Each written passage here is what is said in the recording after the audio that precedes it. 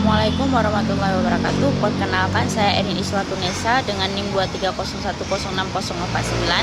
Saya akan menjawab dua pertanyaan mengenai hak asasi manusia atau HAM. Pertanyaan yang pertama, menurut analisis saya, mengapa pelanggaran HAM masih sering terjadi di Indonesia meskipun sudah ada berbagai instrumen hukum nasional maupun internasional yang mengaturnya?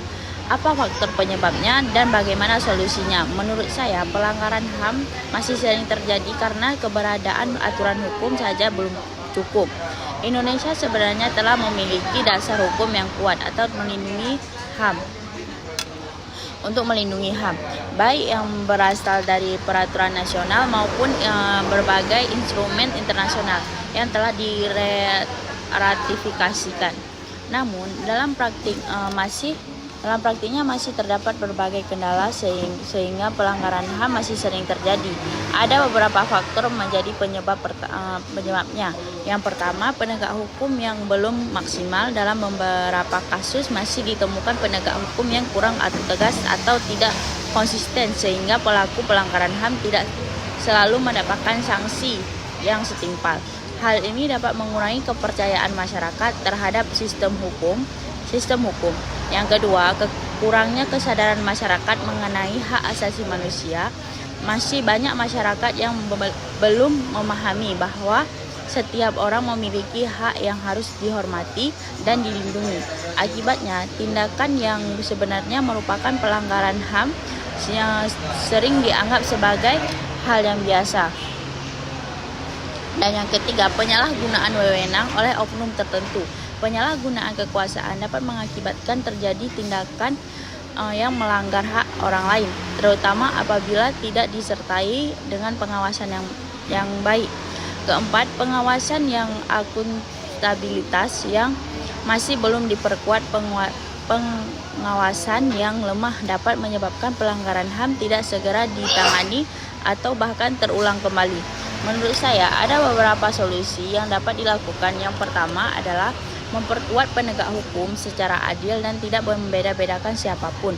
Yang kedua, meningkatkan pendidikan dan sosialisasi mengenai HAM sejak dini agar masyarakat memahami hak dan kewajibannya. Dan yang ketiga, memperkuat pengawasan terhadap aparat maupun lembaga negara agar tidak terjadi penyalahgunaan wewenang.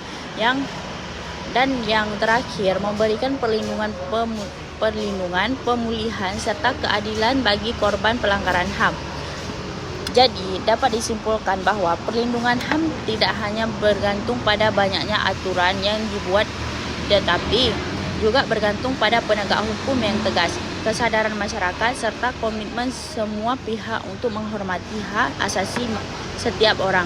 Selanjutnya, saya akan menjawab pertanyaan yang kedua, bagaimana batasan kebebasan pendapat dalam hukum Indonesia agar tidak melanggar hak asasi orang lain.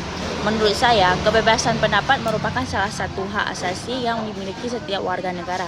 Di Indonesia, hak tersebut dijamin oleh Undang-Undang Dasar Negara Republik Indonesia tahun 1945. Artinya, setiap orang memiliki hak untuk menyampaikan pendapat, baik secara lisan, tulisan, maupun melalui sosial media. Namun, kebebasan tersebut bukan berarti seseorang bebas mengatakan apa saja tanpa batas dalam menggunakan haknya. Setiap orang juga memiliki kewajiban untuk menghormati hak orang lain. Batasan kebebasan berpendapat adalah pendapat yang disampaikan tidak boleh mengandung fitnah, pencemaran nama baik, ujaran kebencian, diskriminasi, hasutan maupun penyebaran berita bohong atau hoaks. Selain itu, pendapat yang disampaikan juga tidak boleh menimbulkan kekerasan, permusuhan atau mengganggu ketertiban umum. Oleh karena itu, dalam menyampaikan pendapat, kita harus menggunakan bahasa yang sopan, menyampaikan kritik berdasarkan fakta, serta dapat menghargai perbedaan pendapat. Dengan cara tersebut, kebebasan berpendapat dapat menjadi sarana untuk membangun demokrasi tanpa merugikan atau melanggar hak orang lain. Jadi, menurut saya, kebebasan berpendapat adalah hak setiap warga negara, tetapi penggunaannya harus dilakukan secara bertanggung jawab, menghormati hak orang lain, serta sesuai dengan dengan peraturan perundang-undangan yang berlaku. Demikian jawaban saya.